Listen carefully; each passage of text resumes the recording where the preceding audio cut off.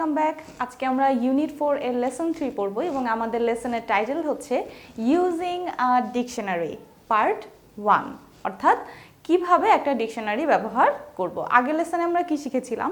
সূচিপত্র কিভাবে ব্যবহার করতে হয়, তাই না? আজকে আমরা ডিকশনারি কিভাবে ব্যবহার করতে হয় সেটা সম্পর্কে জানবো। তবে দেখে বুঝতে পারছো 1 আছে, তার মানে আমাদের অন্য পার্টও থাকবে, ভাগে ভাগে আমরা শিখব। তোমাদের বইয়ে কিছু প্রশ্ন করেছে আমাদেরকে। প্রথম প্রশ্ন করেছে, have you come across this type of text before? Yes, I have come across this type of text before, of course, because I am an English teacher. তোমরা এ ধরনের পেজে আগে কখনো গিয়েছো কিনা, দেখেছো কিনা আমি জানি না, but I have. Do you know what the text is about? Yes, I do. I know this text is about a word. It's from a dictionary. What do you know about a dictionary? Well, I know some stuff about dictionary. A dictionary helps us to understand new words, right? What do you find in a dictionary? Well, in a dictionary, what did I find?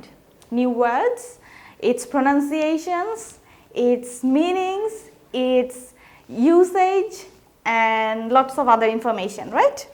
So তোমরা নিজেরা একটা dictionary খুলে দেখবে যে এখানে আমি আসলে কী কী খুঁজে পাচ্ছি। মূলত ওই ধারণাটা তৈরি করার জন্যই কিন্তু আমাদের আজকের অধ্যায়। দেখো ছবি দিয়ে দিয়েছেন ওনারা। So what do you have to do? তুমি নিজে একটা ডিকশনারি জোগাড় করবে, করে চাইলে এই পৃষ্ঠাটাই বের করে নিতে পারো অথবা অন্য কোনো পৃষ্ঠা বের করেও ধারণাটা তৈরি করতে পারো। প্রথমেই দেখো ফিট শব্দটা আছে, FIT ফিট, এবং ফিট শব্দের পরে একটা চাবির ছবি আছে, এইরকম একটা ছবি, রাইট? তো তোমাদের কারো কারো মনে হতে পারে যে এই ছবির মানে কি। যারা কিউরিয়াস তাদের জন্য আমি বলে দিচ্ছি, বাট এখনই এই ফেজে জানতেই হবে সব, এরকম না, জাস্ট ধারণাটা তৈরির জন্য বলছি। এই ছবিটা কি করে? It shows a word from the Oxford 3000, অর্থাৎ অক্সফোর্ডের একটা লিস্ট আছে, ওদের অনেকগুলো লিস্টই আছে, একটা লিস্ট হচ্ছে অক্সফোর্ড 3000 শব্দের একটা লিস্ট আছে। সেই লিস্টের কোনো শব্দ যদি তুমি ডিকশনারিতে পাও, সেইখানে এই সাইনটা ওরা দিয়ে দিচ্ছে। What is this list about? এই লিস্টটা আসলে কি বোঝায়? এই লিস্টটা বোঝায় যে মানে ওই শব্দটা হচ্ছে A1 এবং B2 লেভেলের যে শব্দ, সেই শব্দগুলোর একটা। What is A1 and B2? আবারও কনফিউজ হয়ে যাচ্ছি আমরা। আচ্ছা, A1, A2, B1, B2, C1, C2, এরকম অনেকগুলো লেভেল আছে। এই লেভেলগুলো CEFR এর অংশ। আবারও আননোন ওয়ার্ড চলে আসলো। CEFR কি?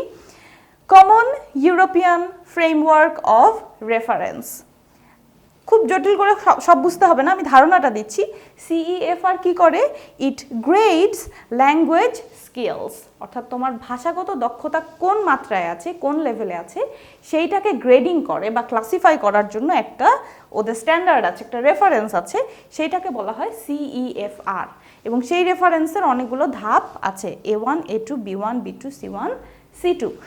A1 থেকে B2 পর্যন্ত যে শব্দগুলো, সেই শব্দগুলোর একটা লিস্ট হচ্ছে অক্সফোর্ড 3000, এবং সেই লিস্টের মধ্যে কোনো শব্দ যদি তুমি ডিকশনারিতে পাও, তখন তোমাকে এই চাবির ছবিটা দেবে। অর্থাৎ ফিট শব্দটা অক্সফোর্ড 3000-এর মধ্যে পড়ছে বা A1 বা B2 লেভেলের মধ্যে পড়ছে।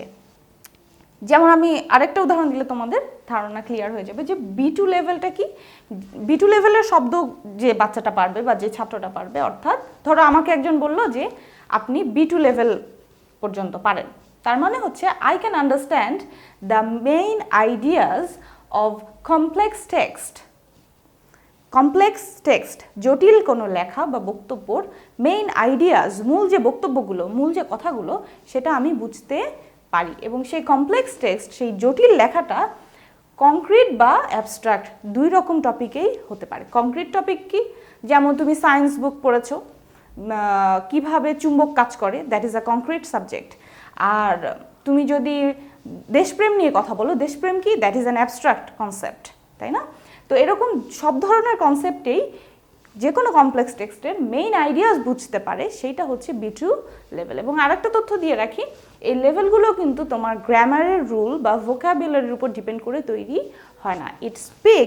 ইট talks about what the students can do in the language. তুমি ওই ভাষাতে কী কী করতে পারো সেইটা সম্পর্কে ধারণা দেয়। আমরা অনেকগুলো ব্যাপারেই জেনে গেলাম, আমরা আমাদের ডিকশনারিতে আবার ফিরে আসি। আচ্ছা, ফিট শব্দটা নিয়ে আমরা কথা বলছিলাম, তাই না? আমাদের বইয়ে যে উদাহরণটা আছে ফিট শব্দটা, তারপরের সাইনটা আমরা অলরেডি চিনে গিয়েছি, অক্সফোর্ড 300-এর একটা শব্দ।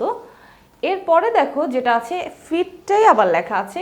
তোমরা অবশ্যই এখানে খুব ছোট ছাপা, বুঝতে পারবে কিনা আমি জানি না, কিন্তু এখানে কিন্তু হুবহু একইভাবে আসলে লেখা নাই, মাঝখানের আইটা একটু ডিফারেন্টভাবে লেখা আছে।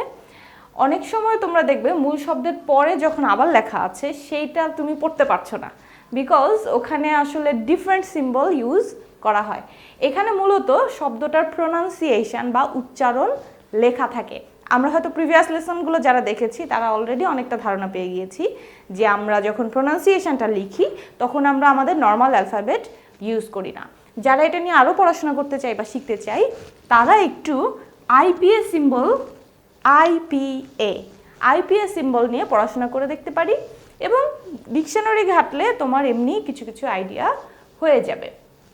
তাহলে শব্দটা আছে, শব্দের প্রোনাউন্সিয়েশন দেয়া আছে।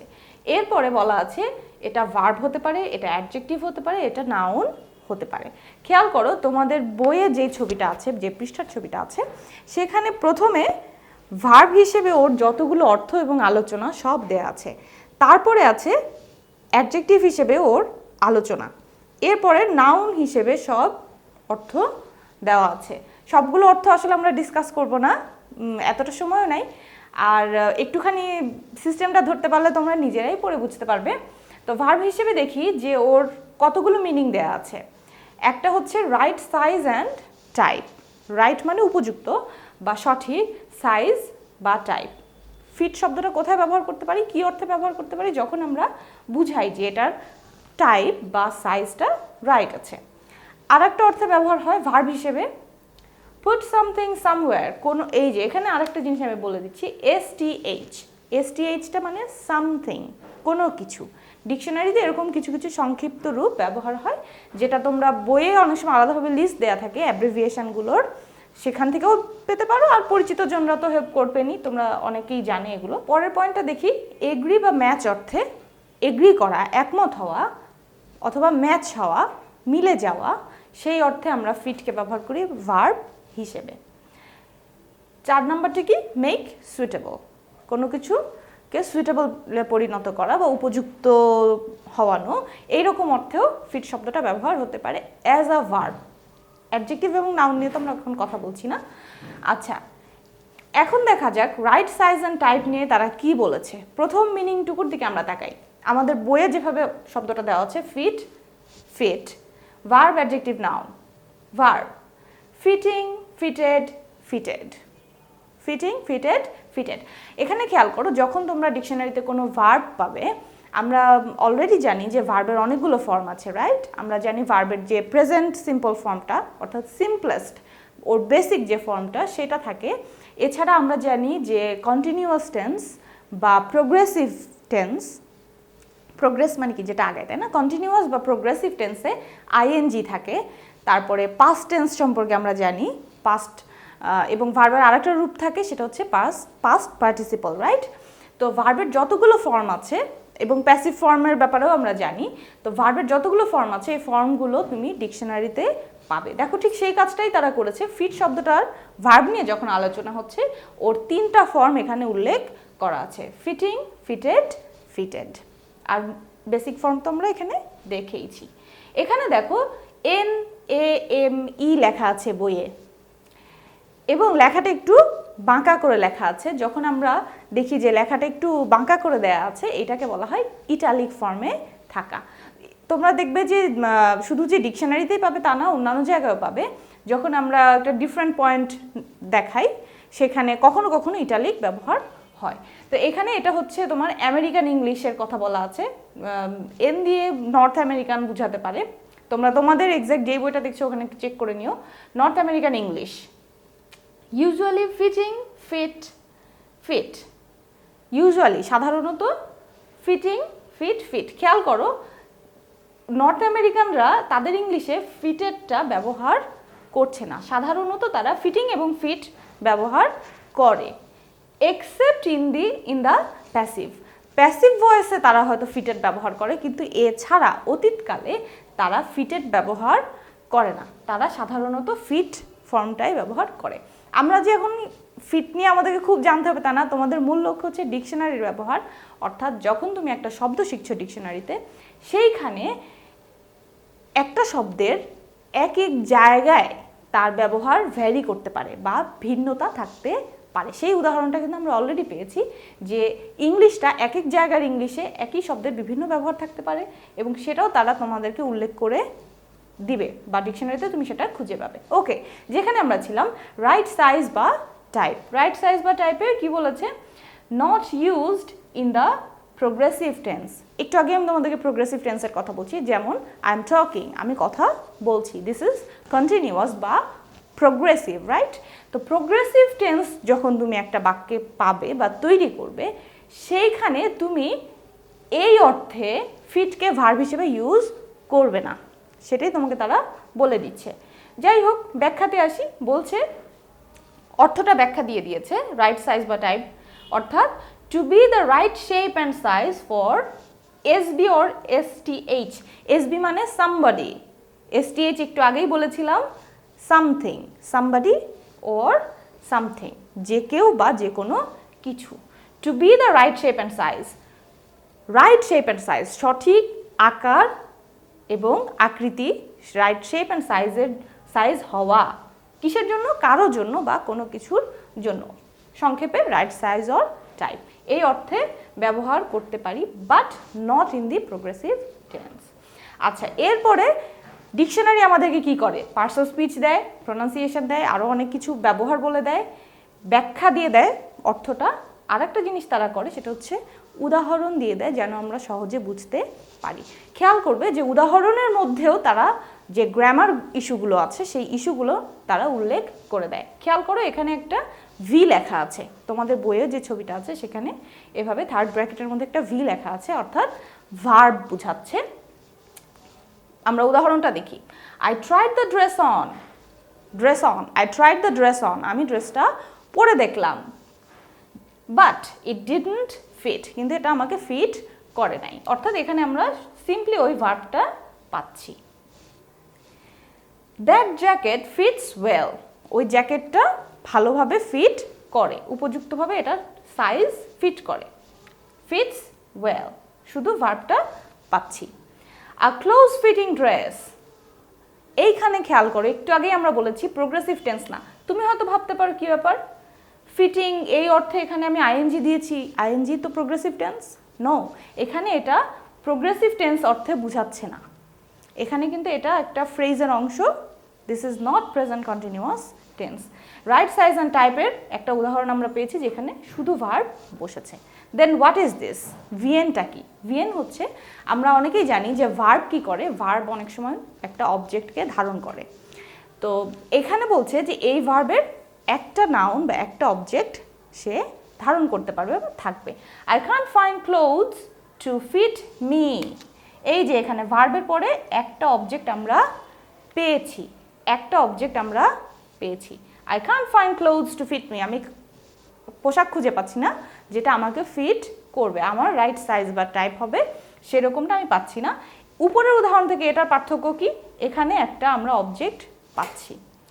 The key doesn't fit the lock, the lock তালাটা, the key doesn't fit the lock, চাবিটা তালায় ফিট করছে না, ওর সাইজ বা টাইপ মিলছে না। এখানেও আমরা ভার্বের পরে একটা অবজেক্ট পেয়েছি। পুরো ডিকশনারিতে এসবি নিয়ে আমরা অলরেডি কথা বলেছি, এসটিএইচ নিয়েও কথা বলেছি, সামবডি, সামথিং। ভার্ব নিয়ে কথা বলেছি, ভার্বের পরে নাউন বা একটা অবজেক্টের কথা বলেছি। BrE British English. O double P এটা হচ্ছে অপোজিট, বিপরীত শব্দ যখন উল্লেখ হবে, যেমন ধরো ফিট এর অপোজিট কি? আনফিট, ওইটা তুমি ও ডাবল পি সংক্ষিপ্ত রূপে উল্লেখ থাকতে পারে। এসওয়াইএন হচ্ছে সিনোনিম, আইডিএম, ইডিয়মস। আবার ইনফর্মাল, ভাষার মধ্যে কিন্তু অনেক রকম শব্দ আছে, ফর্মাল আছে, ইনফর্মাল আছে, বা ব্যবহারের ক্ষেত্রে দেখা গেল একই শব্দ যখন আমরা ইনফর্মালি বলি অন্য অর্থে ব্যবহার করি। তো একটা ডিকশনারিতে তোমরা আসলে একটা শব্দের যত প্রয়োজনীয় এরকম তথ্য থাকে, যে কোন এলাকায় কি অর্থে, গ্রামারগুলো, এরকম নানান ধরনের ইনফরমেশন দিয়ে তারা আসলে তোমাকে হেল্প করার চেষ্টা করবে, যেটা তুমি যত একটা ডিকশনারি ঘাটবে তত জানতে পারবে। আরেকটা লাস্ট যে জিনিসটা তোমাদেরকে নোটিস করিয়ে দিতে চাই সেটা হচ্ছে দেখো ফিট শব্দটা নিয়ে এতখানি কথা বলার পরে নেক্সট ওয়ার্ডটা হচ্ছে ফিটফুল। আমরা জানি যারা জিএসসি পরীক্ষার্থী আমাদের সাফিক্স প্রেফিক্স আসে তাই না শূন্যস্থানে। তো এইখানে দেখো ফিটফুল ফিটমেন্ট দুইটা জায়গায় এখানে আমরা ফুল অ্যাড করে নতুন শব্দ পেয়েছি, পরের শব্দে মেন্ট অ্যাড করে একটা নতুন শব্দ পেয়েছি। যখন তুমি একটা শব্দ শিখবে সেটা যদি তুমি ডিকশনারিতে শেখো তাহলে তোমার যে বেনিফিট সেটা হচ্ছে তুমি এর পরে ওইটার রিলেটেড যে শব্দগুলো সেই শব্দগুলোও শিখতে পারবে। অটোমেটিক তুমি ওর সাফিক্স প্রেফিক্স সম্পর্কে ধারণা পেয়ে যাবে। আমরা কিছু আইডিয়া আশা করি পেয়ে গিয়েছি, যদিও আরও অনেক আইডিয়া নেওয়ার বাকি আছে। তোমাদের জন্য আমার পরামর্শ থাকবে যে ডিকশনারিকে ফ্রেন্ড বানিয়ে নাও, ডিকশনারি ব্যবহার করতে অভ্যস্ত হয়ে যাও। তুমি যদি ভাষা শিখতে চাও, ইংলিশে দক্ষ হতে চাও, অবশ্যই অবশ্যই তোমাকে ডিকশনারির ব্যবহারে ইজি হতে হবে বা দক্ষ হতে হবে। এবং এটা তোমাকে এত হেল্প করবে তুমি নিজে দেখবে যে যেটা এখন খুব ভয় লাগে বা কষ্ট লাগে সেই কাজটাতে তুমি আনন্দ খুঁজে পাচ্ছ, নতুন নতুন শব্দ শিখছো এবং নিজেকে নতুন নতুনভাবে এক্সপ্রেস করতে পারছো। আজকে এটুকুই, আবার দেখা হবে, বাই।